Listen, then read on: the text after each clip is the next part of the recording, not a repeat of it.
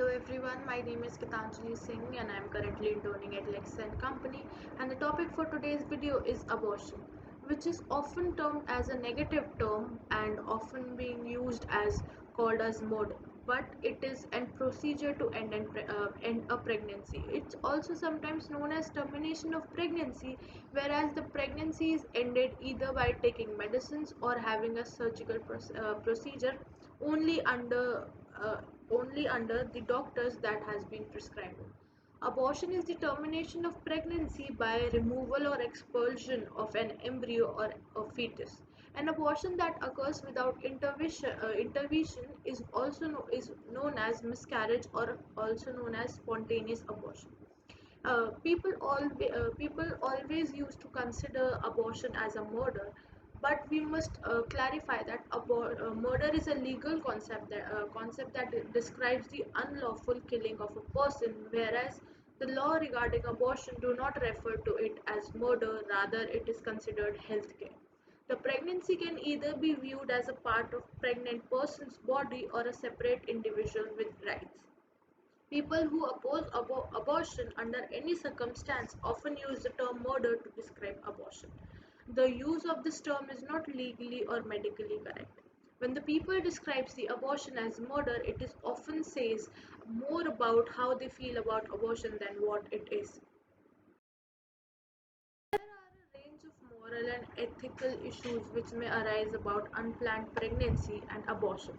Now, at the Pregnancy Advisory Center, we support a woman or pregnant person's right to make their own decisions and values about their pregnancy based on their unique circumstances in relation to their personal values and their personal lives, where it aims to explore some of the ideas and dilemmas that some people face when deciding about the unplanned pregnancy. Now, in this video, we learn about the amendment bill that has been that has been passed recently about this abortion and pregnancy termination. In a historic move to provide universal access reproductive health service, India amended Medical Termination of Pregnancy, that is MTP Act 1971, to further empower women by providing comprehensive abortion care to all.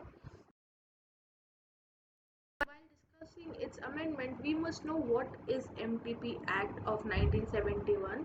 It is an act which provides a legal framework for making a CAC services available in India. When pregnancy is caused due to failure of contraceptive used by a married woman or her husband, presumed to constitute grave injury to mental health of the woman, this act provides the legal frameworks and procedure how to terminate their pregnancy. Is it legal or not? In what conditions it must be terminated, and in what stage you can terminate it. Now we will discuss the key amendments of this act, which has been passed and given assent by President on March 25, 2020. This amendment expands the access to safe and legal abortion services on therapeutic, eugenic, humanitarian, and social grounds to ensure universal access to comprehensive care. The new law, which came into force from 25th March 2021, will contribute towards ending preventable maternal mortality to help meet the Sustainable Development Goals. The goal is to strengthen access to comprehensive abortion care without compromising dignity, autonomy, confidentiality, and justice for women who need safe and quality services. There are some key amendments which we'll discuss now. And number one is increasing the upper gestation limit from 20 to 24 weeks for special categories of women, including survivors of rape, victims of incest, and other vulnerable women, differently abled women, minors among. Now, the gestation period is a period where the embryo or fetus grows inside a woman's body, and the second amendment is the opinion of one provider needed for the termination of pregnancy up to 20 weeks of gestation. Requirement of opinion of two providers for the termination of pregnancy from 20 to 24 weeks of medical board of gestation. Now, upper gestation limit is to not apply in cases of substantial fetal abnormalities diagnosed by medical board, and it has also added a confidentiality clause where the name and the other particulars of woman whose pregnancy has been terminated cannot be revealed except to a person authorized by law. Extended MTP services under the failure of contraceptive clause to unmarried women to provide access to safe abortion based on a woman's choice, irrespective of her marital status. The abortion law has been briefly amended in 2002 before to allow for the use of the new medical abortion pills, mifepristone and mistoprol. This The amendment in 2002 was not very strong, and till now we need more amendments to provide a safe legal safeguard of this MTP Act.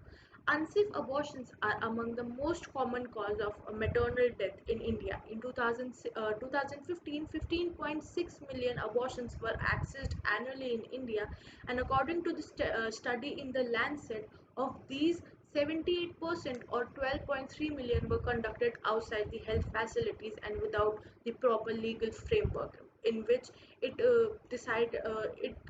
outcome was not really very good.